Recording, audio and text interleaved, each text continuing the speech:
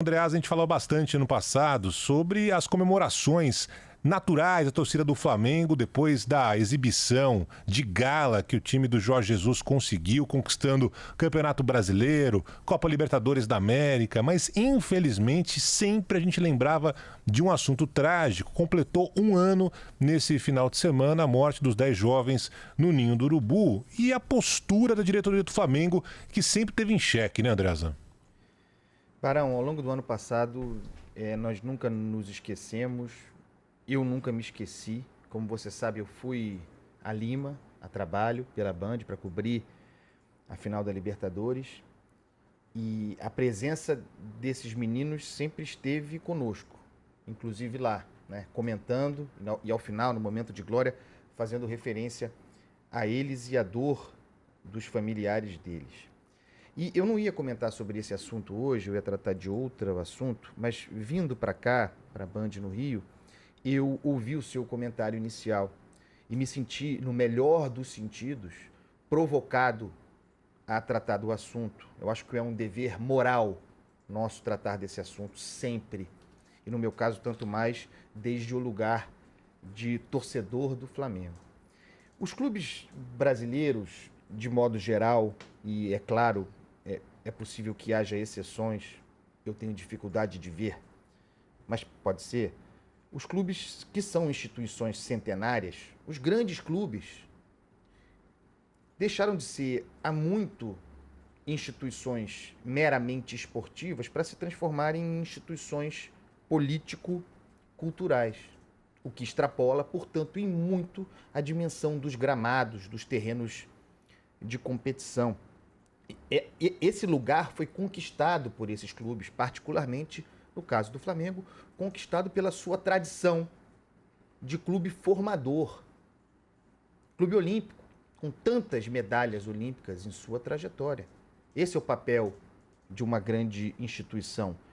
A função de não formar apenas atletas de alto nível, profissionais, jogadores de excelência, atletas de altíssimo nível.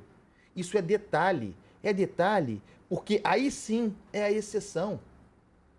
Quando olhamos para categorias de base dos nossos grandes clubes, quantos ali chegarão ao mais alto nível? Quantos ali chegarão a ser profissionais, ainda que para competir em clubes de menor expressão? De modo que, obviamente, se fosse por isso, por um aspecto quantitativo, clube nenhum investia em categoria de base. Não é uma questão financeira, não é uma questão esportiva, embora também seja.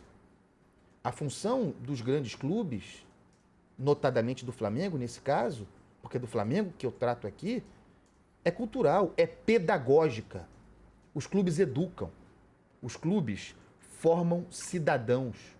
Os clubes, o Flamengo, é um exemplo para milhões de jovens. Essa é a função social do clube. Educar também pelo exemplo, não apenas colocando as crianças na escola. Aqueles meninos, os 10 mortos dentro do Flamengo, foram entregues ao clube pelos pais. Os pais acreditaram no Flamengo. Os pais acreditaram na propaganda Flamengo.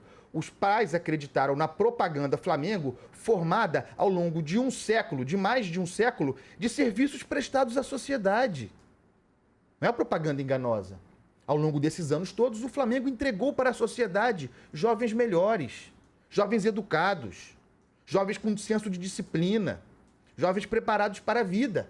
Ainda que a maioria, insisto, não tenha conseguido chegar lá.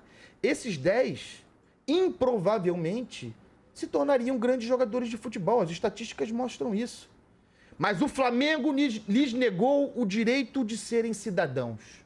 Não puderam ser adultos, não puderam aproveitar aquilo que o Flamengo, via propaganda, lhes oferecia. O Flamengo, recebendo a suprema responsabilidade de cuidar dos filhos dos outros, colocou esses garotos naqueles fornos. Esses meninos morreram num forno de micro-ondas que o Flamengo considerava alojamento. Dá para diminuir diante disso?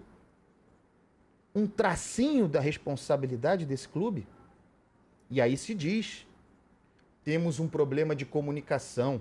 O Flamengo comunica mal. Comunica mal uma ova. Só comunica mal quem tem algo a comunicar. O Flamengo tem nada a comunicar. A não ser, diante de seu silêncio, o fruto da sua omissão. Fala-se muito.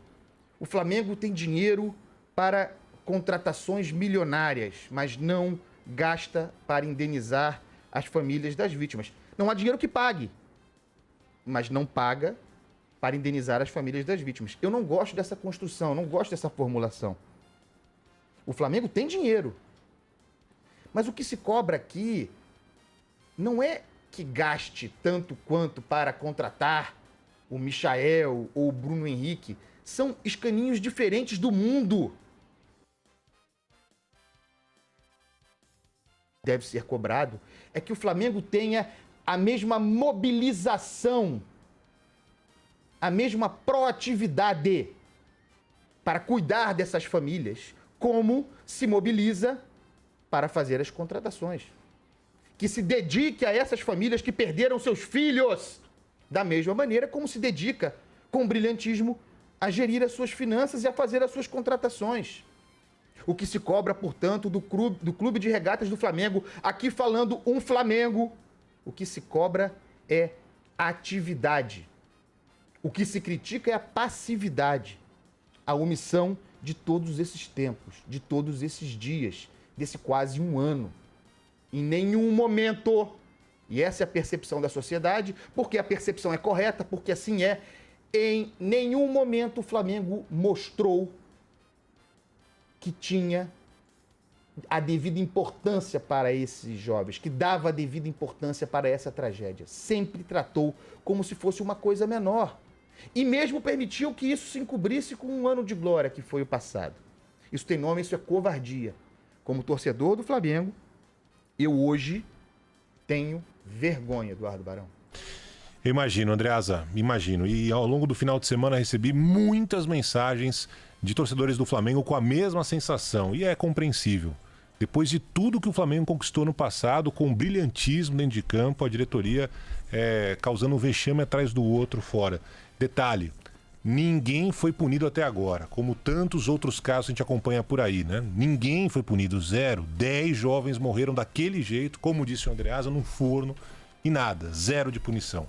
Andreasa, um grande abraço para você, até amanhã. Beijo, irmão, até amanhã. Valeu. Valeu.